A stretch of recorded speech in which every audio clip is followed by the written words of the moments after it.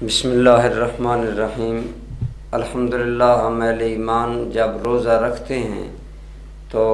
حدیث پاک ہے الصوم جنۃ ما لم یخرقھا، کہ روزہ ڈھال ہے جب تک کہ اس کو پھاڑ نہ دیا جائے۔ روزہ رکھتے ہوئے بعض اعمال بندے سے ایسے ہو جاتے ہیں جو روزے کی حالت میں مناسب نہیں ہوتے، مثلاً جھوٹ بول بیٹھتا ہے، غیبت کر بیٹھتا ہے، بات کرنے میں افراط تفریط کمی بیشی کر بیٹھتا ہے، تو ایسی بہت سی باتیں ہم سے ہو جاتی ہیں جو روح روزہ کے خلاف ہیں۔ تو اسی لیے حدیث پاک میں ہے کہ روزہ زمین و آسمان کے درمیان لٹکا رہتا ہے، یہاں تک کہ جب روزے دار صدقہ فطر ادا کرتا ہے تو اس کی برکت سے اللہ تعالیٰ وہ کمی بیشی معاف کر کے روزہ اپنی بارگاہ میں قبول فرما لیتا ہے۔ اس لیے تمام اہل ایمان کو حکم ہے کہ وہ جب رمضان مبارک پائیں تو صدقہ فطر بھی ضرور ادا کریں۔ یہ صدقہ فطر ہمارے روزوں میں ہماری غلطیوں، کمزوریوں، خامیوں اور کمی بیشی کا کفارہ بنتا ہے۔ اسی طرح عام مسلمان کے لیے بھی یہ باعث ثواب ہے۔ تو ایک مسلمان کا صدقہ فطر جو ہے وہ اس کی حدیث پاک میں مختلف مقدار آئی ہے، مثلاً 2 کلو گندم یا 2 کلو آٹا گندم کا یا اس کی قیمت، اسی طرح 4 کلو کھجور اور 4 کلو جو فی کس، اور یا 4 کلو کشمش اور سوگی وغیرہ۔ تو اگر آپ غور کریں تو یہ مختلف اس میں چیزیں ہیں، مثلا سوگی اور کشمش مہنگی ہوتی ہے، کھجور کا درجہ درمیانہ ہوتا ہے، اور گندم اور گندم کا آٹا اس کی قیمت کم ہوتی ہے۔ تو آج کے دور کے مطابق ایک آدمی کے لیے صدقہ فطر یعنی ایک آدمی کا فطرانہ جو ہے وہ 2 کلو گندم کی اس علاقے میں جس علاقے میں رہتا ہے، اس علاقے میں جو 2 کلو گندم کی قیمت یا 2 کلو گندم کے آٹے کی قیمت ہے وہ بنتی ہے، تو وہ دے دے۔ وہ تقریباً عمومی طور پر 80 روپے کم از کم یا احتیاطاً 100 دے دے تاکہ کمی بیشی نہ رہے۔ یہ ہے ایک آدمی کا صدقہ فطر۔ اور جب عید الفطر کا صبح صادق طلوع ہوتی ہے تو اس دن جو بچہ گھر میں موجود ہوتا ہے یا جتنے افراد ہوتے ہیں ان سب کی طرف سے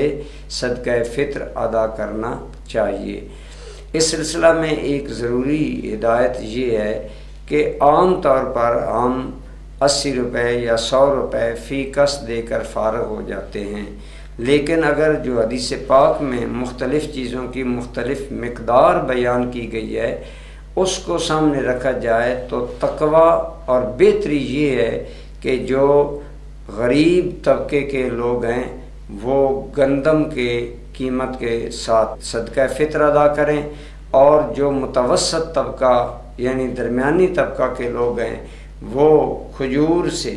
صدقہ ادا کریں۔ اب کھجور میں بھی بہت سی قسمیں ہیں، تو ایک بات یاد رکھیں کہ اللہ کے راستے پر دینے سے فائدہ ہی فائدہ ہوتا ہے۔ یہ نہ سوچیں کہ اگر میں گندم میں 80 روپے ادا کروں گا یا 100 روپے اور کھجور میں ادا کرنا چاہوں تو وہ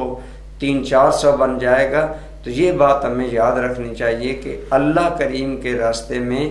جتنا اچھا صدقہ فطر ادا کرے گا اتنا زیادہ اس کی اللہ کی بارگاہ میں قبولیت ہوگی اور اس کا اجر بہتر ہوگا۔ اس لیے علماء فرماتے ہیں تقوی یہ ہے کہ غریب لوگ یعنی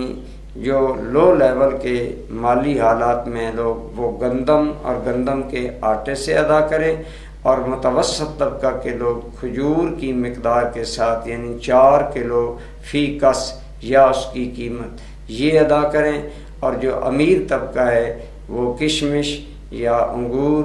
اور منقع وغیرہ اس کے ساتھ 4 کلو فی کس کے اعتبار سے دیں۔ تو انشاءاللہ یہ جتنا زیادہ اچھے انداز میں صدقہ فطر ادا کرے گا اتنا ہی زیادہ اللہ کریم کی بارگاہ سے امید ہے کہ اللہ تعالیٰ اس کو اعلیٰ اجر عطا فرمائیں گے۔ صدقہ فطر کا وقت تو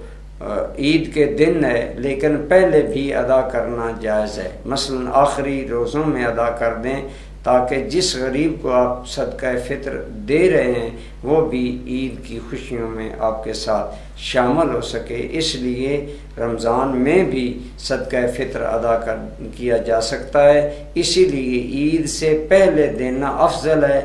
عید کے بعد دینے سے۔ اس لیے یہ صدقہ فطر ہمیں جلدی ادا کرنا چاہیے تاکہ ہمارے معاشرے کے غریب بھائی بھی عید کی خوشیوں میں ہمارے ساتھ شامل ہو سکیں، اور دینے میں بخل یا کنجوسی کی جانب جانے کی بجائے فراخ دلی اور اپنی مالی حیثیت کو سامنے رکھ کر دیں۔ اللہ کریم ہم سب کی یہ عبادت بھی اپنی بارگاہ میں قبول فرمائے۔